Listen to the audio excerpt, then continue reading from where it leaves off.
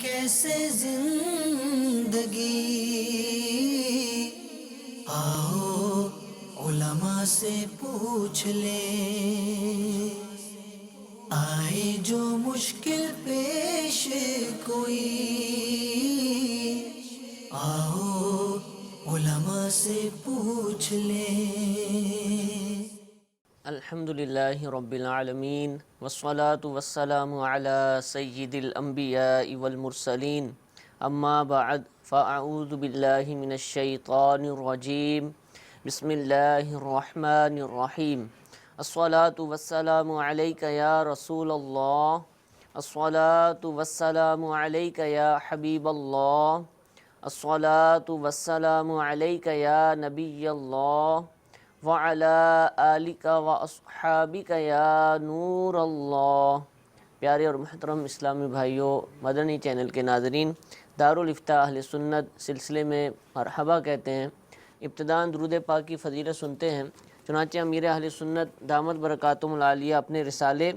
ضیاء درود و سلام کے صفحہ نمبر 9 پر حدیث پاک نقل فرماتے ہیں کہ جس نے قرآن پڑھا، رب تعالیٰ کی حمد کی اور نبی صلی اللہ تعالیٰ علیہ وآلہ وسلم پر درود شریف پڑھا، نیز اپنے رب سے مغفرت طلب کی،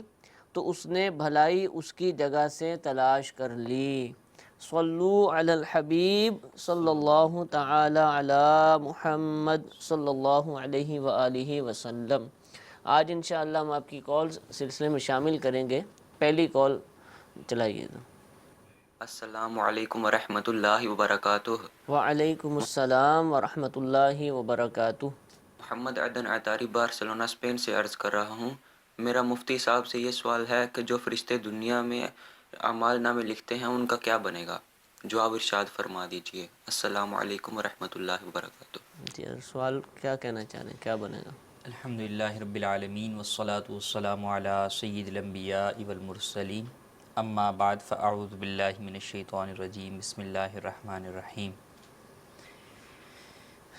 ہر انسان کے ساتھ دو فرشتے ہوتے ہیں جنہیں کرامن کاتبین کہا جاتا ہے، جو انسان کے نامہ اعمال جو ہے وہ لکھتے ہیں۔ ان کے سوال سے جو سمجھ آ رہا ہے کہ انسان کے انتقال کے بعد وہ فرشتے جو ہے وہ کہاں جائیں گے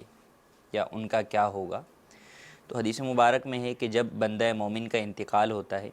تو وہ فرشتے جو ہے وہ اللہ تبارک و تعالی کی بارگاہ میں جاتے ہیں اور عرض کرتے ہیں کہ مولا تو نے جس کام پر ہمیں مقرر فرمایا تھا اس بندے کو تو نے اپنی طرف بلا لیا، تو اب ہمیں آسمانوں میں آ کر تسبیح کرنے کی، ذکر کرنے کی اجازت عطا فرما۔ اللہ تبارک و تعالی ارشاد فرمائے گا کہ میرے آسمان جو ہے وہ تسبیح کرنے والوں سے بھرے ہوئے ہیں۔ پھر وہ عرض کریں گے کہ مولا ہمیں زمین پر ہی اس بات کی اجازت عطا فرما، تو اللہ تبارک و تعالی فرمائے گا کہ میری زمین بھی ذکر کرنے والوں سے، میری تسبیح کرنے والوں سے، میری عبادت کرنے والوں سے بھری ہوئی ہے۔ ٹھیک ہے۔ پھر وہ کہیں گے کہ مولا ہم کیا کریں؟ تو اللہ تبارک و تعالی ارشاد فرمائے گا کہ میرے بندہ مومن کی قبر پر جاؤ اور اسی قبر پر کھڑے ہو کر تم میرا ذکر کرو، تسبیح بیان کرو اور جو ہے وہ تکبیر کہو، اور یہ جو کچھ پڑھو یہ میرے بندہ مومن کے لیے لکھتے چلے جاؤ۔ ٹھیک ہے۔ اور فرمایا کہ جب بندہ کافر ہوتا ہے تو اس کے کرامن کاتبین کو یہ کہا جاتا ہے کہ اس کی قبر پر جاؤ اور قیامت تک اس پر لعنت بھیجتے رہو۔ استغفر اللہ۔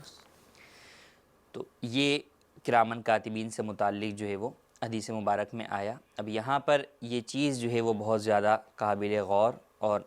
ہمارے سے متعلق بھی ہے کہ کرامن کاتبین سے متعلق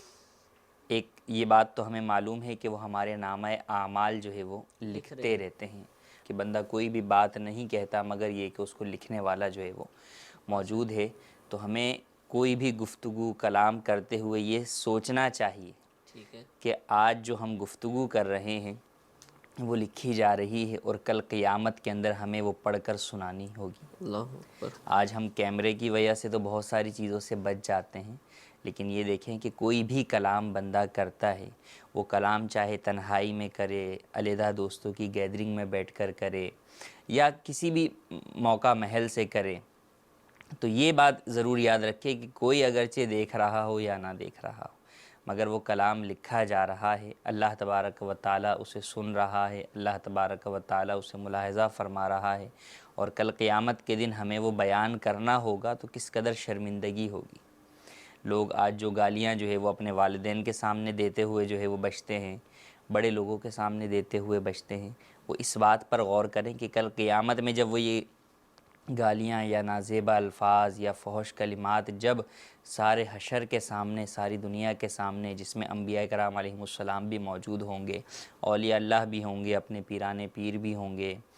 اور والدین بھی ہوں گے، دیگر دوست احباب بھی ہوں گے، جن کی نظروں میں ہم بڑے معزز بن کے رہتے ہیں، تو اس وقت ہم پر کیا گزرے گی اور ہم کس طریقے سے جو ہے وہ پڑھ کر سنا سکیں گے۔ تو اس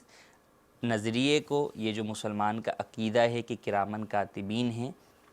فقط ایک نظریے کی حد تک نہیں بلکہ اس کو اپنے دل کے اندر ہمیں سمانا چاہیے اور اس کو پیش نظر رکھ کر اپنے اعمال کا محاسبہ کرنا چاہیے۔ اچھا، یہ کرامن کاتبین جو لکھیں گے، صرف وہ لکھیں گے جو ہم بولتے ہیں یا جو کرتے ہیں، جو اعمال ہیں، افعال، سب کچھ لکھیں؟ افعال ہیں وہ بھی لکھتے ہیں، یعنی فقط یہی نہیں کہ جو کہا جا رہا ہے، جو زبان سے نکل رہا ہے، بلکہ جو ہم کرتے ہیں وہ بھی لکھا جاتا ہے، اور ان تمام کے بارے میں کل پوچھ گچھ ہوگی۔ وہ دے دیا جائے گا کہ جی، آپ نامہ اعمال دیا جائے گا کہ بندہ جو ہے وہ پڑھ کر، پھر نامہ اعمال کے بارے میں جو ہے وہ بالتفصیل ارشاد فرمایا گیا کہ فَأَمَّا مَنْ أُوتِيَ كِتَابَهُ بِيَمِينِهِ فَسَوْفَ يُحَاسَبُ حِسَابًا يَسِيرًا، کہ جس کو نامہ اعمال اس کے دائیں ہاتھ میں دیا جائے گا تو اس سے آسانی کے ساتھ سوال ہوگا۔ اور بعض وہ ہوں گے کہ وَأَمَّا مَنْ أُوتِيَ كِتَابَهُ وَرَاءَ ظَهْرِهِ، کہ بعضوں کو ان کی پیٹھ کے پیچھے سے دیا جائے گا، اور بعض وہ ہوں گے کہ جن کو الٹے ہاتھ میں نامہ اعمال دیا جائے گا۔ کافر کو جو ہے وہ پیٹھ کے پیچھے سے نامہ اعمال دیا جائے گا، گناہگار کو جو ہے وہ الٹے ہاتھ میں جو ہے وہ نامہ اعمال دیا جائے گا۔ اللہ تبارک و تعالیٰ سے دعا کرنی چاہیے کہ کل قیامت کے دن ہمارا نامہ اعمال ہمارے دائیں ہاتھ میں عطا فرمائے اور آسان حساب عطا فرمائے، یا بلا حساب داخل جنت عطا آمین، فرمائے۔ ہم سب کی مغفرت فرمائے، پیارے آقا علیہ السلام کی شفاعت عطا فرمائے، اور نامہ اعمال سیدھے ہاتھ میں ہی اللہ تعالیٰ ہم سب کو عطا فرمائے۔ ایک اور کال اپنے سلسلے میں شامل کرتے ہیں، جی سنائیے۔ مفتی صاحب سے میرا یہ سوال ہے کہ جو انسان کسی انسان پہ بغیر دیکھے تہمت لگائے، یا ایک بڑا بھائی چھوٹے بھائی کو کہتا ہے کہ، یا کسی کو کہتا ہے یہ میرا چھوٹا بھائی بغیرت ہے، اچھا نہیں ہے، تو اس کا یہ کہنا کیسا، اور اس کے لیے اسلام کیا فرماتا ہے؟ جی حضور۔ دیکھیں، یہ بات تو ہر بندے پر واضح ہے، ہر مسلمان پر واضح ہے کہ تہمت لگانا، تہمت کہتے ہی اسے ہیں کہ آپ جھوٹا الزام کسی پر لگا رہے ہیں۔ اب وہ تہمت جو ہے وہ چوری کی بھی ہو سکتی ہے، وہ تہمت جو ہے وہ بدکاری کی بھی ہو سکتی ہے، کسی بھی قسم کی ہو سکتی ہے۔ تو بدکاری کی تہمت کے بارے میں تو واضح ہے کہ اگر کوئی کسی پر بدکاری کی جو ہے وہ تہمت لگاتا ہے تو باقاعدہ شریعت مطہرہ میں اس کو اگر کوئی شخص ثابت نہ کر سکے شرعی ثبوتوں کے ساتھ تو باقاعدہ حد اس کے اوپر نافذ ہوتی ہے، ایک سزا نافذ ہوتی ہے جس میں 80 کوڑے جو ہے وہ مارنے کا حاکم اسلام کو حکم ہے، اور ایسے شخص کی گواہی ہمیشہ ہمیشہ کے لیے رد کر دی جاتی ہے، آئندہ اس کی گواہی قبول نہیں ہوتی۔ ٹھیک ہے۔ اور اس کے علاوہ ویسے بھی کسی کے اوپر کسی بھی قسم کی جو ہے وہ تہمت لگانا ہے تو بہتان لگانا، تہمت لگانا واضح طور پر حرام اور کبیرہ گناہ ہے۔ اور یہ جیسے بیان کیا انہوں نے کہ بعض لوگ یہ سمجھتے ہیں کہ فقط تہمت جو ہے وہ اسی طور پر لگتی ہے کہ ہم تہمت لگائیں، باقاعدہ کسی پر الزام لگائیں کہ اس نے یہ گناہ کا کام کیا ہے، لیکن اس کے علاوہ بھی ہوتا ہے کہ بعض دفعہ آپ کسی کو ایسے نام سے پکارتے ہیں کہ جس کے اندر اس کی طرف جو ہے وہ گناہ کی تہمت جو ہے وہ لگ جاتی ہے۔ مثلا آپ جو ہے وہ کسی شخص کو چور پکاریں، صحیح۔ اب ایک یہ ہے کہ آپ یہ کہیں کہ جناب اس نے جو ہے وہ چوری کی ہے، اور دوسرا یہ کہ آپ اسے چور کے نام سے جو ہے وہ پکار رہے ہیں۔ صحیح۔ تو اس طور پر بھی تہمت تو آپ لگا ہی رہے ہیں، اسے جو ہے وہ آپ چور جو ہے وہ کہہ رہے ہیں، تو یہ بھی گناہ کا کام ہے۔ اسی طرح گالیوں میں بہت دفعہ جو ہے وہ ایک دوسرے کو ایسے الفاظ کہہ دیے جاتے ہیں کہ فی نفسی گالی اپنی جگہ حرام الگ ہے، اس میں فحش اور جو گندی بات ہے وہ اپنی جگہ الگ ہے، کہ ایک بندہ مومن جو ہے وہ گفتگو نہیں کر سکتا، وہ کلام جو ہے وہ نہیں کر سکتا، لیکن اس میں ساتھ ساتھ دوسرے کے اوپر تہمت بھی لگائی جا رہی ہوتی ہے اس گالی کے الفاظ کے اندر۔ ابھی غیرت کہہ رہا ہے، دیوسیت کی طرف اس کو لے جا رہا ہے، کچھ بھی اس طرح۔ جی، تو اور کئی جو ہے وہ اس طرح کی چیزیں ہیں۔ تو فقط گالی میں ایک تو اپنے اعتبار سے گناہ کا پہلو موجود ہے کہ مسلمان کا جو ہے وہ گالی بکنا ہی یہی فسق ہے، یہی جو ہے وہ گناہ کا کام ہے، اور دوسرا اس میں تہمت بھی بسا اوقات جو ہے وہ پائی جاتی ہے۔ تو اگر کوئی بھی کسی پر، اور اس میں یہ نہیں کہ جناب غصے کے اندر جو ہے وہ میں نے گالی بک دی، گالی آپ غصے میں بکیں گے یا کسی حال میں بھی بکیں گے، آپ گنہگار تو ضرور ہوں گے۔ غصے میں اپنے نفس کو کنٹرول کرنا اور فقط جائز بات منہ سے نکالنا، یہی تو مسلمان کے اوپر لازم ہے۔ اگر غصے کے اندر جو ہے وہ اس کو اس بات کی اجازت دے دی جائے کہ وہ جو دل چاہے کرتا پھرے، تو پھر ایسی صورت کے اندر تو کسی کی عزتیں جو ہے وہ محفوظ نہیں رہیں گی۔ تو یہ جو عذر بعض لوگوں کی طرف سے یوں بھی ہوتا ہے کہ جناب غصے میں تھے یا کنڈیشن ایسی تھی، تو اس سے فرق نہیں پڑتا۔ آپ پر لازم ہے کہ آپ غصے میں ہوں یا کسی بھی حالت میں ہوں، اپنے آپ کو شریعت مطہرہ کا تابع بنا کر رکھیں اور اس کے مطابق ہی عمل کریں۔ اللہ تعالیٰ ہم سب کو عافیت سے رکھے۔ کچھ میسیجز بھی ہمارے پاس موجود ہیں۔ کیا اسلامی بہنیں ماہواری کے ایام میں چھوٹے بچوں کو نماز یاد کروا سکتی ہیں؟ یعنی وہ پڑھتی جائیں اور وہ اس کو یاد کرتا رہے، اس کے الفاظ دہرانا۔ دیکھیں، نماز کے جو اذکار ہیں، رکوع کی تسبیح ہے، سجدے کی تسبیح ہے، التحیات ہے، درود ابراہیمی ہے، تو یہ تو یاد کروا سکتی ہیں، اس میں حرج نہیں ہے۔ قرآن پاک کی تلاوت کرنا عورت کو ان ایام میں حرام ہے، ہرگز نہ چھونا قرآن کو جائز اور نہ ہی پڑھنا جائز۔ ہاں، وہ آیات یا وہ صورتیں جن میں دعا اور ثنا، اللہ تبارک و تعالی کی حمد و ثنا کا معنی پایا جاتا ہے، ان کو بنیت دعا اور ثنا پڑھنے کی اجازت ہے، بنیت قرآن وہ بھی نہیں پڑھ سکتی۔ اب جیسے سورہ فاتحہ ہے، تو چونکہ سورہ فاتحہ کے اندر حمد و ثنا کا معنی پایا جاتا ہے، تو اس نیت سے پڑھ سکتی ہیں، اور اس نیت سے پڑھ رہی ہیں یا پڑھا رہی ہیں تو بچہ بھی ان کے ساتھ جو ہے وہ پڑھ کر سیکھ سکتا ہے۔ لیکن دیگر صورتیں ہیں، مثلا سورہ کوثر ہے، اس میں دعا اور ثنا کا معنی نہیں پایا جاتا، تو اس کو پڑھنے کی اجازت نہیں ہے۔ اسی طرح سورہ اخلاص ہے، اس میں لفظ قل کے بغیر اگر پڑھیں اور بنیت دعا اور ثنا پڑھیں تو پڑھ سکتے ہیں، لیکن لفظ قل جو شروع میں پڑھنا ہے، قل هو اللہ احد، قل کے ساتھ پڑھنے کی اجازت نہیں ہے۔ اسی طرح سورہ کافرون کو مطلقاً پڑھنے کی اجازت نہیں ہے۔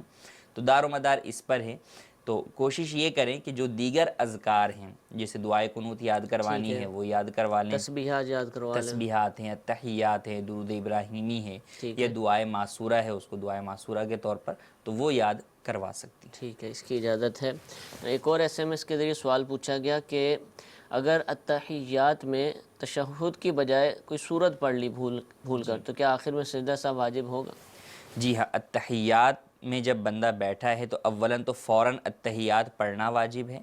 التحیات میں اگر تاخیر ہوگی بھول کر تو بھی سجدہ سہو لازم ہوگا، اور التحیات کے تمام الفاظ بھی واجب ہیں۔ تو اگر التحیات ہی نہیں پڑھی، اس کی جگہ کوئی اور صورت پڑھ لی تو بھی واجب ترک ہوا۔ تو اگر بھول کر کوئی صورت پڑھ لی یا فقط بسم اللہ الرحمن الرحیم بھی پڑھ لیا تو ایسی صورت میں سجدہ سہو لازم ہوگا اگر بھول کر ہے، اور اگر جان بوجھ کر ہوا تو نماز ہی واجب الاعادہ ہوگی۔ ٹھیک ہے جی، ایک ویڈیو سوال اپنے سلسلے کا حصہ بناتے ہیں، جی سنائیے۔ مفتیاء کرام سے سوال ہے کہ اللہ عز و جل عرش پر ہے، ایسا کہنا کیسا ہے؟ جی حضور، ایسا کہنا کیسا ہے؟ اللہ تبارک و تعالی جسم و جسمانیت سے پاک ہے، عرش کا خالق و مالک ہے، لیکن اللہ تبارک و تعالی سمت سے، جگہ سے پاک ہے۔ اللہ تبارک و تعالی کے بارے میں قرآن مجید میں جو استوا علی العرش کے الفاظ آئے ہیں، ان کا یہ مطلب ہرگز نہیں کہ اللہ تبارک و تعالی عرش پر جو ہے وہ موجود ہے، کیونکہ اللہ تبارک و تعالی مکان سے، سمت سے، زمان سے، ان تمام چیزوں سے پاک ہے۔ تو یہ کہ اللہ تبارک و تعالی عرش کے اوپر ہے، یہ کلمہ کفر ہے کہ اللہ تبارک و تعالیٰ کے لیے اس میں جسم کا ثبوت ہے اور سمت کا ثبوت ہے، اور اللہ تبارک و تعالیٰ ان دونوں چیزوں سے پاک ہے۔ یوں ہی بعض لوگ کہہ دیتے ہیں کہ اللہ تعالیٰ آسمان کے اوپر ہے، تو یہ بھی کلمہ کفر ہے، اوپر والا کہہ دیتے ہیں۔ تو اللہ تبارک و تعالیٰ جو ہے وہ آسمان کے اوپر نہیں، ہاں آسمان کا خالق و مالک ضرور ہے۔ تو اوپر والے کے اندر بعض علماء نے جو ہے وہ تعویل بیان فرمائی کہ اگر اس طور پر کہا کہ اوپر بلندیوں والا اللہ ہے، کہ بلندیوں کو یا آسمان کا خالق و مالک اللہ ہے، تو اس اعتبار سے کلمہ کفر سے بچ جائے گا بندہ۔ لیکن پھر بھی ایسے کلمات جو کہ دونوں طرف لے کر جانے والے ہوں اور عوام میں زیادہ مشہور لا علمی کی وجہ سے اس کے غلط معنی ہوں تو اس کے استعمال سے پرہیز کرنا ضروری ہے۔ تو یہ کہنا کہ اللہ عرش پر ہے یہ ہرگز جائز نہیں ہے بلکہ کلمہ کفر ہے۔ اچھا، یہ اوپر والا کہا بھی جاتا ہے اور باتوں باتوں میں لفظ تو نہیں بولا جاتا، اشارہ اوپر کی طرف ہوتا ہے، جی، اور اس وقت بھی یہی دونوں اعتبار عقیدے کے اعتبار ہے کہ اب عقیدہ ایک یہ ہے کہ اللہ تبارک و تعالی کی شان بیان کرتے ہوئے جو ہے وہ آسمان کی طرف اشارہ کیا جاتا ہے۔ احادیث طیبہ کے اندر بھی ہے کہ کلمہ پڑھے تو بندہ جو ہے وہ آسمان کی طرف جو ہے وہ انگلی اٹھا کر پڑھے، تو وہاں پر مقصود یہ نہیں ہے کہ معاذ اللہ اللہ تبارک و تعالیٰ کی طرف جو ہے وہ اشارہ ہو رہا ہے کہ اللہ تو اس سے جو ہے وہ پاک ہے، لیکن چونکہ آسمان کا خالق و مالک اللہ تبارک و تعالیٰ ہے، یہ آیا کہ آسمان کی طرف جو ہے وہ کلمات جو ہے وہ بلند ہوتے ہیں، تو ان چیزوں کی طرف جو ہے وہ اشارہ مقصود ہے۔ تو ذہن میں ہمیشہ یہی ہو کہ آسمان کی طرف اشارے سے مقصود خالق آسمان، ٹھیک ہے، اللہ تبارک و تعالیٰ آسمان کا پیدا کرنے والا ہے، بلندیوں کا پیدا کرنے والا ہے، عرش کا پیدا کرنے والا ہے، یہی جو ہے وہ نیت ہو، عقیدے کے اندر بھی یہ بات راسخ ہو، اور کلمات کہنے کے اندر اس بات کا خاص خیال رکھا جائے کہ ایسے کلمات ہرگز نہ کہے جائیں۔ ٹھیک ہے، عقیدے کی بات ہوئی اور کرامن کاتبین کے حوالے سے بھی ہم نے سوال شامل کیا۔ ایس ایم ایس بھی آیا ہے کہ باب المدینہ کراچی سے ایک اسلام میں پوچھ رہے ہیں کہ اگر جو باتیں ہم دل میں سوچتے ہیں کیا وہ بھی نامہ اعمال کا حصہ ہوں گی، وہ بھی لکھی جائیں گی؟ دیکھیں، فقط دل میں کسی وسوسے کا آنا، کسی خیال کا آنا اور آ کر چلا جانا، اس پر کوئی پکڑ نہیں ہے۔ ٹھیک ہے، ہاں، اگر کسی کوئی ارادہ آیا اور اس کا پختہ ارادہ کر لیا کہ میں اب یہ کام جو ہے وہ کروں گا، پختہ ارادہ، اب کسی وجہ سے وہ کام نہیں ہو سکا، مثلا کسی نے جو ہے وہ یہ سوچا کہ میں گناہ کا فلاں کام کروں گا، مثال کے طور پہ یہ لے لیں، کسی نے کہا کہ میں جو ہے وہ فلم ڈرامہ دیکھوں گا، اب اس نیت سے وہ بیٹھ بھی گیا لیکن لائٹ ہی چلی گئی صحیح، یا کیبل نہیں آ رہا، تو اب گناہ کے پختہ ارادے کی وجہ سے عزم مصمم تھا، گناہ جو ہے وہ اس کا لکھا جائے گا نامہ اعمال کے اندر، جبکہ نیکی اس سے جو ہے وہ درجے کے اندر زیادہ یوں ہے کہ نیکی میں پختہ ارادہ نہ بھی ہو، ایک ارادہ ہے کہ میں یہ نیکی کروں گا تو اس ارادے پر بھی اسے ثواب ملتا ہے۔ اللہ تبارک و تعالیٰ نے اس امت محمدیہ کے لیے یہ خصوصیت جو ہے وہ ارشاد فرمائی کہ بندہ مومن ایک نیک کام کا ارادہ کرتا ہے تو اس پر اس کو ثواب عطا کر دیا جاتا ہے اس نیک نیت پر، ٹھیک ہے، جبکہ فقط گناہ کے پختہ ارادہ نہ ہو، ویسے ہی ارادہ ہو اس پر اس کی پکڑ نہیں ہے، جب پختہ ارادہ مصمم ارادہ ہوگا تو اس پر پکڑ ہوگی ٹھیک ہے، اور اس پر جو ہے وہ اس کی سزا بھی ہوگی۔ اور اللہ تبارک و تعالیٰ تو علیم بذات الصدور ہے، دلوں کے حالات کو جو ہے وہ جاننے والا ہے، تو وہ جانتا ہے کہ بندے نے کیا ارادہ کیا ہے، اور اس کی جو ہے وہ عطا سے، اس کے حکم سے اس کے فرشتے بھی اس بات کو جو ہے وہ جان سکتے ہیں، تو وہ ارادہ جو کہ پختہ ہے گناہ سے متعلق، اس میں پختہ ارادہ شامل ہو جائے گا تو وہ نامہ اعمال میں بھی لکھا جائے گا اور اس پر پکڑ بھی ہوگی، اور اس کو مٹانے کا جس طرح ہر گناہ کا ہے کہ یا تو نیکی کریں اور ساتھ ہی سچی توبہ کریں، تو سچی توبہ اگر کوئی شخص کر لیتا ہے تو سچی توبہ گناہ کو مٹا دیتی ہے۔ تو نامہ اعمال میں بہت سارے گناہ تو ہمارے لکھ دیے گئے، ٹھیک ہے، ہماری غفلت کی وجہ سے، ہماری جو ہے وہ کوتاہی کی وجہ سے، اب ہم سوچیں کہ اسے مٹائیں کس طرح، تو یہاں پر یہ بات یاد رکھنی چاہیے کہ اس کو مٹانے کا حل بھی اللہ نے ہمیں عطا فرمایا کہ ہم سچی توبہ کریں، اور سچی توبہ کی علماء نے بیان فرمایا کہ شرائط میں سے یہ ہے کہ اولاً اپنے گناہ پر ندامت اور شرمندگی ہو رب کے حضور، ٹھیک ہے، یہ نہیں کہ میں اس وجہ سے جو ہے وہ توبہ کر رہا ہوں اس گناہ سے کہ یہ چیز مجھے میری صحت کو نقصان دے رہی ہے، تو یہ توبہ گناہ سے اللہ کے حضور نہ ہوئی، یہ تو آپ نے اپنے طبی اعتبار سے ایک چیز سے پرہیز کر لیا، اس نیت سے ہو کہ ہاں واقعی اللہ کے حضور مجھے اللہ کی اس نافرمانی پر شرمندگی ہے، در حقیقت یہی توبہ کی حقیقت ہے اور جڑ ہے، اور پھر یہ کہ آئندہ نہ کرنے کا پختہ ارادہ ہو، توبہ تو کر رہے ہیں لیکن پتہ ہی کام میں نے جو ہے وہ بعد میں کرنا ہے، تو اب وہ سچی توبہ نہیں ہے، سچی توبہ وہی ہے کہ توبہ کے وقت پختہ ارادہ ہو کہ آئندہ ہرگز ہرگز یہ کام نہیں کروں گا، اور تیسری شرط جو علماء نے توبہ کی بیان فرمائی وہ یہ کہ اس گناہ سے متعلق جو حقوق ہیں، مثلا نماز نہیں پڑھی تو اب نماز قضا بھی کرنی ہے، ان کی ادائیگی ہو، کسی کا مال اگر جو ہے وہ ضبط کیا ہے تو اس کا مال اس کو واپس بھی دینا ہے اور اس سے معافی بھی مانگنی ہے، تو جب توبہ کی سچی شرائط پائی جائیں تو اللہ تبارک و تعالی نے سچی توبہ وہ نفیس شے بنائی ہے، ایسی پیاری چیز ہے کہ یہ انسان کے گناہوں کو مٹا دیتی ہے۔ یوں ہی نیکیاں کرنا گناہوں کو مٹا دیتا ہے۔ اللہ تبارک و تعالیٰ نے ارشاد فرمایا ان الحسنات یذہبن السیئات، کہ نیکیاں گناہوں کو لے جاتی ہیں۔ تو نیکیوں کی کثرت اور توبہ استغفار کی کثرت یہ انسان کے گناہوں کو مٹا دیتی ہے، اور جب یہ گناہ مٹ جائیں گے تو پھر کل قیامت کے اندر نامہ اعمال میں نہیں ہوں گے۔ تو ابھی اگر مدنی چینل کے ناظرین بیٹھے ہوئے ہیں اسکرین پر دیکھ رہے ہیں تو ابھی بھی توبہ کر سکتے جی ہیں، بالکل، سچی توبہ کر لیں اللہ کے حضور سکتے میں۔ ہیں، اور کرتے رہنی چاہیے روزانہ وقتاً فوقتاً ہر نماز کے بعد۔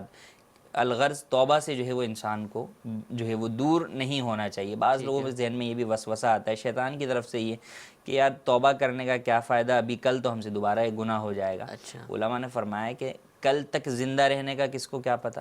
کیا پتہ ہے کہ آج تم سچی توبہ کرو آج ہی جو ہے وہ کئی انتقال ہو واقعات جائے، ملتے ہیں کہ توبہ کی اور انتقال ہو گیا۔ تو سچی توبہ ہو، ہاں اگر توبہ میں نیت یہی ہے میں نے یہ کام کل کرنا ہے تو وہ توبہ نہیں ہوگی۔ اچھا، وہ توبہ نہیں پکی توبہ یہ ہو کہ میں نے یہ کام کرنا ہی نہیں ہے، اب پھر ہو گیا دوبارہ وہ کام تو دوبارہ توبہ کر لے، کہ دوبارہ توبہ کرنے سے آپ کا کوئی نقصان نہیں ہوگا بلکہ وہ گناہ آپ کا مٹتا چلا جائے گا جب تک توبہ کا دروازہ بند نہیں ہوتا، جو کہ قرب قیامت میں بند ہوگا جبکہ سورج جو ہے وہ مغرب سے نکلے گا۔ اس سے پہلے تک جو بھی توبہ کرے گا اللہ تبارک و تعالیٰ اس کی توبہ قبول کرنے والا ہے، شرط یہ ہے کہ سچی توبہ ہونی چاہیے۔ ٹھیک ہے، اور توبہ پر استقامت پانے کا بہت ہی پیارا اور بہترین ذریعہ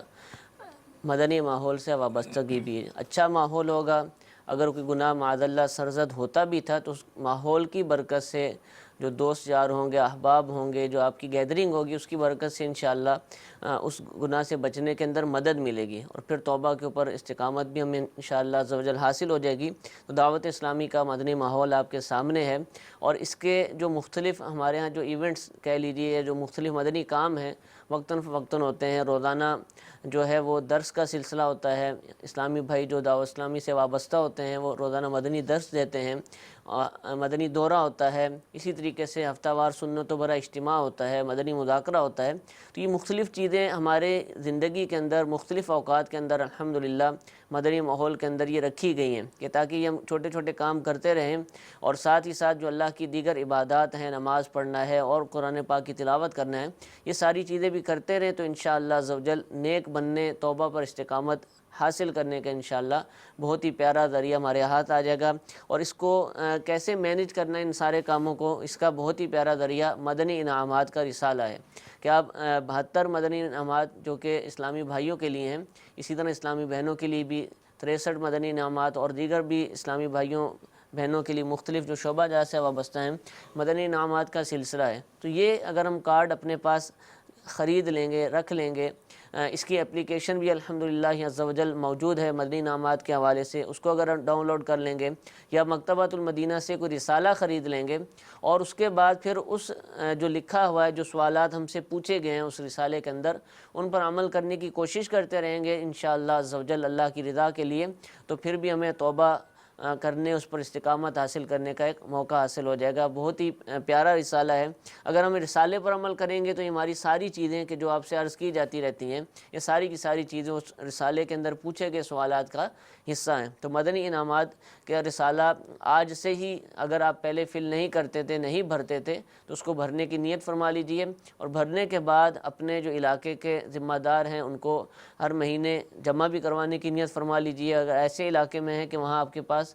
ذمہ داران تک رسائی نہیں ہے تو اپلیکیشن کے ذریعے بھی آپ اپنی کارکردگی جمع کروا سکتے ہیں، اپنا محاسب مقرر کر لیں گے، اپنے اوپر لازم کر لیں گے کہ مجھے مدنی انعامات کا رسالہ بھرنا ہے، جمع کروانا ہے، تو انشاءاللہ پھر عمل کرنے کا بھی جذبہ ضرور حاصل ہوگا۔ اللہ تعالی ہم سب کو نیک اعمال کی توفیق عطا فرمائے۔ ایک ویڈیو سوال مزید اپنے سلسلے میں شامل کرتے ہیں، جی سنائیے۔ مفتیان کرام سے سوال یہ ہے کہ وہ کون سی چیزیں ہیں جو جنت سے زمین پر لائی گئی ہیں؟ برائے کرم اس کا جواب عنایت فرمائیں۔ چند چیزیں ان میں سے یہ ہیں، جیسے سب سے پہلے آپ دیکھیں تو حجر اسود، ٹھیک ہے، یہ جنت سے آیا، جنت سے جو ہے وہ آیا ہوا ہے، اور کعبۃ اللہ شریف کے اندر رکن اسود کے مقام پر یہ لگا ہوا ہے، اسی سے استلام کیا جاتا ہے، طواف کی ابتدا اسی سے کی جاتی ہے اور اختتام بھی اسی پر کیا جاتا ہے، تو یہ جنتی پتھر ہے۔ اچھا، ایک وہ سفید سا دائرہ نظر آتا ہے وہ نہیں ہے، اس کے اندر سفید سے دائرے کے اندر جو پتھر ہے وہ جو ہے وہ پتھر ہے۔ اسی طرح مقام ابراہیم، اللہ تبارک و تعالیٰ نے قرآن مجید میں ارشاد فرمایا وَاتَّخِذُوا مِن مَقَامِ إِبْرَاهِيمَ مُصَلّى، تو مقام ابراہیم کو مصلی بناؤ، جائے نماز بناؤ، وہاں پر نماز پڑھو۔ تو آپ دیکھیں کہ مطاف کے اندر جو ہے وہ ایک سنہرے رنگ کی جو ہے وہ جالی نما چیز ہے، اور اس کے اندر جو ہے وہ مقام ابراہیم وہ پتھر ہے جس کے اوپر حضرت سیدنا ابراہیم خلیل اللہ علیہ نبینا علیہ الصلاۃ والسلام کے قدم شریف کے نشانات جو ہے وہ آج تک جو ہے وہ ثبت ہیں۔ اس پر کھڑے ہو کر آپ نے کعبۃ اللہ شریف کی تعمیر فرمائی تھی۔ یہ بھی جنت سے آیا، یہ بھی جنت سے ماشاءاللہ۔ آیا ہے۔ اسی طرح جنت سے آنے والی نہروں کے بارے میں فرمایا گیا کہ نہر فرات اور نہر نیل یہ بھی جنت سے جو ہے وہ آتی ہیں، جنت سے آ رہی ہیں۔ اسی طرح نبی کریم صلی اللہ تعالیٰ علیہ وآلہ وسلم کے جو مبارک مسجد شریف ہے اس میں ما بین بیتی و ممبری روضۃ من ریاض الجنہ، کہ آپ نے فرمایا کہ میرے گھر اور میرے ممبر کے درمیان جو حصہ ہے جنت کے باغوں میں سے ایک باغ ہے۔ اس کے بارے میں بھی علماء نے فرمایا کہ یہ بھی علماء نے فرمایا کہ یا تو یہ جنت سے جو ہے وہ آیا ہے، تو یہ وہ ہیں کہ جو جیسے پتھر ہے، حجر اسود ہے، مقام ابراہیم ہے، کہ بیعینی ہی یہ اسی طرح جو ہے وہ آئے۔ علماء نے پھر یہاں پہ یہ بھی ارشاد فرمایا کہ جو جنت کی چیز ہے جسے بندہ جو ہے وہ دیکھ نہیں سکتا، اس کی روشنی اور اس کی جو ہے وہ نورانیت ہے، ان کو ختم کر کے ان کو بھیجا گیا۔ برکتیں ان کی باقی ہیں، لیکن وہ جو نورانیت ہے، وہ صفات ہیں، وہ ختم کر کے بھیجی گئی ہیں، کیونکہ اگر وہ اسی صفات میں آتی تو اس کا نظارہ جو ہے وہ ممکن نہ تھا، تو ان کو یوں کر کر بھیجا گیا ہے۔ تو اللہ تبارک و تعالیٰ نے جو ہمیں چیزیں عطا فرمائی، اچھا پھر بعض وہ چیزیں ہیں کہ جو بھی آئینی تو نہیں آئیں، لیکن ان کے بارے میں فرمایا گیا کہ جنتی ہیں یہ، صحیح، جیسے انار کہ جنتی پھل ہے۔ اچھا، تو اس طرح بعض وہ چیزیں جو جنت میں بھی ہیں اور دنیا میں بھی ان کے مثل جو ہے وہ نازل کیا گیا، اور ان کو جو ہے وہ جنتی پھل کہا گیا۔ نیک پھال لیتے ہوئے کھا بھی نیک جو ہے سکتے وہ ہیں۔ پھل لیتے ہوئے بندہ اسے کھا سکتا ہے۔ تو یہ ہیں، تو اللہ تبارک و تعالیٰ سے جو ہے وہ دعا بھی کرنی چاہیے، اور ان چیزوں کی زیارت بھی جو ہے وہ اچھی نیت کے ساتھ کرنی چاہیے کہ آج انشاءاللہ ان کی زیارت کریں گے، ان کو جو ہے وہ چومیں گے، چھوئیں گے، تو کل قیامت میں انہی کے صدقے سے جنت میں بھی داخل اور ان میں سے کئی جو چیزیں ہیں وہ حرمین شریفین کے اندر ہیں۔ میں اللہ تعالیٰ ہم سب کو حرمین طیبین کی زیارت، بار بار حج و عمرہ کی سعادتیں عطا فرمائے۔ ایک اور کال اپنے سلسلے میں شامل کرتے ہیں، جی سنائیے۔ السلام علیکم ورحمۃ اللہ وبرکاتہ۔ وعلیکم السلام ورحمۃ اللہ وبرکاتہ۔ نئی بات کر رہا ہوں جی، مسقط سے، عمان سے۔ میرا سوال یہ ہے کہ صبح کی نماز کا کتنے بجے تک ٹائم ہے؟ اگر آدمی جماعت کے ساتھ نماز نہیں پڑھ سکتا یا نہیں پڑھی جاتی تو کتنے بجے تک پڑھ سکتا ہے وہ؟ جی حضرت، ان کے سوال جواب۔ صبح کی نماز کا وقت یعنی فجر کی نماز کا وقت تو دیکھیں سورج نکلنے سے پہلے پڑھ سکتے ہیں۔ اگر سورج نکل گیا تو اب نماز قضا ہو گئی۔ اب اگر آنکھ کھلی ہے اور سورج نکل گیا ہے تو بھی یہ نہیں کہ اب فوراً پڑھ لیں، بلکہ جو مکروہ وقت ہے سورج نکلنے کے بعد 20 منٹ مکروہ وقت ہوتا ہے، اس میں کوئی بھی نماز جائز نہیں ہے، تو وہ مکروہ وقت نکلنے کا انتظار کریں، پھر اس کے بعد اپنی قضا نماز ادا کریں۔ تو اس کا خیال رکھنا ضروری ہے۔ اور یہ بھی ہے کہ اب اگر اٹھے ہیں اور وقت کم ہے، پتہ ہے کہ جو ہے میں اگر وضو کروں گا یا غسل کروں گا تو ایسی صورت میں نماز قضا ہو جائے گی، تو تیمم کر کے نماز جو ہے وہ ادا کر لیں، ٹھیک ہے، اور بعد میں اس نماز کا اعادہ کریں گے وضو یا غسل کر کے۔ اگر دوران نماز، فجر کی نماز میں دوران نماز اگر وقت نکل گیا، ابھی سلام نہیں پھیرا تھا کہ وقت ختم ہو گیا، سورج نکل گیا، تو وہ نماز فاسد ہو جائے گی، دوبارہ پڑھنی ہوگی۔ یہ حکم تمام نمازوں کے لیے نہیں ہے، فجر، جمعہ اور عیدین، ان 3 نمازوں میں اگر سلام پھیرنے سے پہلے نماز کا وقت ختم ہو گیا تو یہ نمازیں فاسد ہو جاتی ہیں۔ ٹھیک ہے، تو اس بات کا بھی خیال رکھنا ضروری ہے۔ بعض لوگ عموماً یہ پوچھتے ہیں کہ بس سلام پھیرا تھا اور دیکھا کہ جو ہے وہ 1 منٹ اوپر ہو گیا تھا یا آدھا منٹ اوپر ہو گیا تھا، تو سلام پھیرنے سے پہلے جب منٹ اوپر ہو گیا تو نماز فاسد ہو گئی، اس کو دوبارہ پڑھنا ہوگا۔ اچھا دوسرا یہ ہے کہ اس سے یہ نہ سمجھا جائے کہ اب چونکہ ٹائم جہاں تک ہوتا ہے تو ہم جب بھی چاہیں اٹھ کے ایسا کریں، بلکہ جماعت کا اہتمام کیا جائے، جو مرد ہے۔ جماعت کا تو یہ تو اہتمام ضرورتاً ہے کہ جی، جب اٹھ نہ پائے تو ایسا جب اٹھ نہ پائے، ورنہ تو جماعت کے ساتھ جو ہے پڑھنا اور پھر اس کا اہتمام کرنا۔ دیکھیں نمازوں کا اہتمام جو ہے وہ ضروری ہے، خاص طور پر فجر اور عشاء کے بارے میں کہا گیا کہ یہ 2 نمازیں منافقین پر جو ہے وہ بھاری ہوتی ہیں، تو کہیں ہم بھی تو انہی کی صفات کی طرف نہیں جا رہے، تو اہتمام اس کا ہو کہ جس طرح ہم جو ہے وہ آفس جانے کے لیے وہی 7 بجے اٹھ جاتے ہیں، لیکن نماز کے لیے جو ہے وہ نہیں اٹھتے، جو کہ 6:30 بجے ہو رہی ہے یا 6:15 بجے ہو رہی ہے یا 6 بجے ہو رہی ہے۔ تو نماز کا اہتمام ہو اپنے تمام جدول کو، مسلمان کو یہ چاہیے کہ اپنے روز مرہ کے پورے جدول کو نمازوں کے اعتبار سے سیٹ کرے کہ اولاً ہر چیز میں فوقیت اس کی نماز کو۔ ٹھیک ہے۔ اور دوسرا یہ پوچھا کہ نماز کا آج کل کیا وقت ہے، تو یہ ہر شہر ہر علاقے کے اعتبار سے مختلف ہوتا ہے۔ آپ کس علاقے سے تعلق رکھتے ہیں، کس شہر سے تعلق رکھتے ہیں، تو اپنے شہر کے جو نظام الاوقات جو ہیں، نقشے جو بنے ہوئے ہیں، اس کے اندر آپ دیکھ سکتے ہیں کہ اس دن یا جس دن کا بھی آپ دیکھنا چاہیں، فجر کی یا کسی بھی نماز کا آخری اور ابتدائی وقت کیا ہے۔ اور اس کا ایک آسان طریقہ یہ بھی ہے کہ الحمدللہ عز و جل دعوت اسلامی کی مجلس توقیت نے مجلس IT کے تعاون کے ساتھ ایک موبائل اپلیکیشن بنائی ہوئی ہے نظام الاوقات کے حوالے سے، کہ اس کے اندر آپ کسی بھی جگہ پر دنیا میں موجود ہیں، کم و بیش 27 لاکھ مقامات کا تو ڈیٹا ڈال ہی دیا گیا ہے۔ اس کے علاوہ بھی اگر کسی بھی جگہ پر آپ ہیں اور وہ ڈیٹا اس اپلیکیشن میں نہیں ہے، تو وہاں کا عرض بل اور طول بل اس میں ڈال کر اس جگہ کا بھی نظام الاوقات حاصل کر سکتے ہیں، پورے سال کا چاہیں، صرف اس دن کا چاہیں، تو وہ آپ کو انشاءاللہ عز و جل ہماری اس اپلیکیشن کے ذریعے حاصل ہو جائے گا۔ تو دعوت اسلامی کی جو مجلس IT نے اپلیکیشن بنائی ہے، اور جو دعوت اسلامی کی ایپس ہیں ان کو اگر حاصل کرنا چاہیں سٹورز کے ذریعے، تو آپ دعوت اسلامی اپلیکیشنز جب لکھیں گے تو جتنی بھی اپلیکیشن مجلس IT دعوت اسلامی نے بنائی ہیں وہ ساری کی ساری ایک ساتھ ہی آ جاتی ہیں۔ تو وہاں سے آپ اس اپلیکیشن کو بھی ڈاؤن لوڈ کر سکتے ہیں، اور دیگر بھی جو اپلیکیشنز ہیں، جیسے بالخصوص دارالافتاء اہل سنت کی اپلیکیشن جس کی ہم ترغیب بھی دلاتے رہتے ہیں، جیسا آپ یہ سلسلہ دیکھ رہے ہیں، یا دارالافتاء اہل سنت سے جو تحریری فتاویٰ جاری ہوتے ہیں، یا اس کی طرح اور بھی بہت سارے ذرائع سے جو معلومات حاصل کی جاتی ہیں، اس اپلیکیشن کا حصہ ہیں، اور بہت ہی عمدہ اپلیکیشن ہے۔ الحمدللہ کوشش ہوتی ہے کہ روزانہ کی بنیاد پر اس کو اپڈیٹ بھی کیا جائے۔ اس اپلیکیشن کو بھی آپ ڈاؤن لوڈ کر لیجئے، انشاءاللہ بہت سارے مسائل سیکھنے کا موقع ملے گا۔ ایک اور کال اپنے سلسلے میں شامل کرتے ہیں، جی سنائیے۔ میرا سوال آپ سے یہ ہے کہ گھر بکوانے کی مد میں جو پروفٹ بروکر کو حاصل ہوتا ہے، اس کے بارے میں شریعت کا کیا حکم ہے؟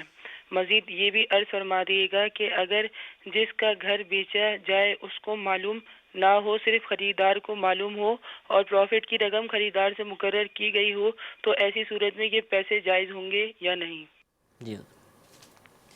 دیکھیں، اسٹیٹ ایجنٹ کا کام کرنا یا کسی بھی معاملے میں بروکری کا کام کرنا، کمیشن ایجنٹ کے طور پر کام کرنا مال بکوانے کے لیے، چاہے گھر بکوائے یا کہیں بھی بکوائے، تو اولاً تو اس میں یہ ضروری نہیں ہے کہ جس سے کمیشن طے کیا ہوا ہو وہ دوسرے کو بھی بتایا جائے کہ میں نے اس سے کتنا کمیشن طے کیا ہوا ہے، یا میں دوسرے سے بھی کمیشن لے رہا ہوں یا نہیں لے رہا ہوں، اس کا تعلق نہیں ہے۔ ہاں، جھوٹ نہ بولے، اگر اس سے یہ پوچھا جائے کہ بھئی فلانے سے بھی تم جو خریدار سے بھی لے رہے ہو، تو جھوٹ نہ بولے کہ نہیں میں نہیں لے رہا، جھوٹ بولنا جائز نہیں ہوگا۔ واضح کر دے، واضح کر دے، یا اگر پوچھے ضرور تو بتائے، نہیں بتانا چاہتا تو منع کر دے کہ بھئی میں نہیں بتا رہا، میں آپ سے اتنا لوں گا، ہاں، جھوٹ جو ہے وہ نہ بولے۔ ٹھیک ہے۔ کمیشن لینا کام کے لیے کہ بھاگ دوڑ کر کے جو کمیشن لینے کا جواز علماء نے بیان فرمایا ہے وہ جائز ہے، لیکن شرط یہ ہے کہ اولاً تو جو کام کرے وہ جائز کرے، دوسرا کمیشن عرف کے مطابق ہونا ضروری ہے۔ ٹھیک ہے۔ کمیشن میں جیسے یہ ہے کہ میں آپ سے اپنے گھر کا کوئی کام کروانا چاہتا ہوں، تو کلر کروانا چاہتا ہوں، اب چاہے آپ اس کی اجرت جو ہے وہ 2000 لیں چاہے 10,000 لیں، جو بھی طے ہو جائے کوئی مسئلہ نہیں ہے، جبکہ دونوں راضی ہوں۔ کمیشن میں ایسا نہیں ہے، ٹھیک ہے۔ کمیشن عرف کے مطابق ہونا ضروری ہے۔ یہ نہیں کہ عرف تو مثلاً 2% چل رہا ہے تو میں کہوں کہ نہیں آپ بہت اچھے ہیں تو آپ کو میں 3% دے دوں گا، یا وہ کہے کہ بھئی میں تو چونکہ فوراً بکوا دیتا ہوں لہٰذا میں 4% لوں گا، اسپیشل مجھے اس میں جو ہے وہ چیز ہے، یہ درست نہیں ہے۔ کمیشن ہمیشہ عرف کے مطابق ہوگا، وہ جس بھی مارکیٹ میں ڈیلنگ کی جا رہی ہے، پراپرٹی میں کی جا رہی ہے تو پراپرٹی کا دیکھا جائے گا۔ اچھا، اس علاقے کا پھر شہروں کا مختلف حساب ہوتا ہے کہ بعض شہروں کا الگ ہوتا ہے، بعض شہروں کے اندر بھی مختلف ہوگا علاقے کے اعتبار سے، تو جو عرف کے مطابق کمیشن ہوگا وہ لینا جائز ہوگا، لیکن بروکر کو یہ دیکھنا ضروری ہے کہ یہاں پر وہ سارا معاملہ تو کر رہے ہوتے ہیں، اور عموماً ہمارے ہاں سودوں کے اندر بہت ساری ایسی شرطیں لگا دی جاتی ہیں جو کہ ناجائز شرطیں ہوتی ہیں، تو اب وہ بروکر ہی یہ سارے پیپرز وغیرہ بنواتے ہیں، سب کام کرواتے ہیں، تو اب اس نے تو اپنا فقط تھوڑا سا نفع لے کے جو ہے وہ سائیڈ میں ہو جانا ہے، لیکن گناہ میں پورا کا پورا جو ہے وہ یہ حصہ دار بن رہا ہوتا ہے، کیونکہ یہی سارا کام کروا رہا ہوتا ہے۔ تو یہ ضرورت اس بات کی ہے کہ جو بھی سودا کروائیں یا جو ہے وہ کسی بھی معاملے میں شریک ہوں، مدد کریں، چاہے وہ فی سبیل اللہ ہی کروا رہے ہوں۔ یہ بھی ضروری نہیں ہے کہ آپ کہیں کہ جناب ہم پیسے لے کر کروائیں، جبھی فی سبیل اللہ ہی آپ کسی کی مدد کریں، جب بھی یہ ضروری ہے کہ اس میں کوئی ناجائز سودا نہ ہو، ورنہ آپ گناہ میں مدد کرنے والے بن جائیں گے اور آپ کے ہاتھ تو نیکی تو کوئی آئے گی نہیں، الٹا گناہ جو ہے وہ آپ کے سر آ جائے گا۔ تو یہ ضروری ہے کہ کمیشن کے اندر ایک تو عرف کے مطابق ہو، پھر جو سودا کروایا جائے دونوں پارٹیوں کے درمیان وہ شرعی اصول کے مطابق کروایا جائے، اس میں کوئی بھی ناجائز شرط نہ ہو اور کسی کے ذریعے کسی دوسرے کو دھوکہ جو ہے وہ ہرگز نہ دیا جائے۔ ٹھیک ہے، آخری میسیج SMS اپنے سلسلے میں شامل کرتے ہیں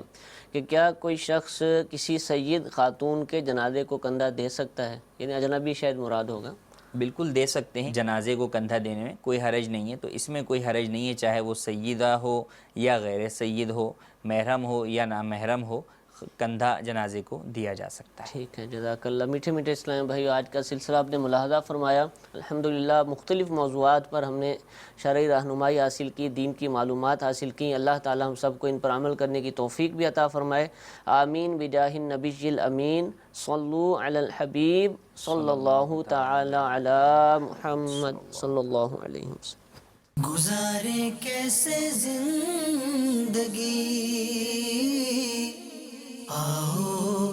علماء سے پوچھ لیں، آئے جو مشکل پیش کوئی، آؤ علماء سے پوچھ لیں۔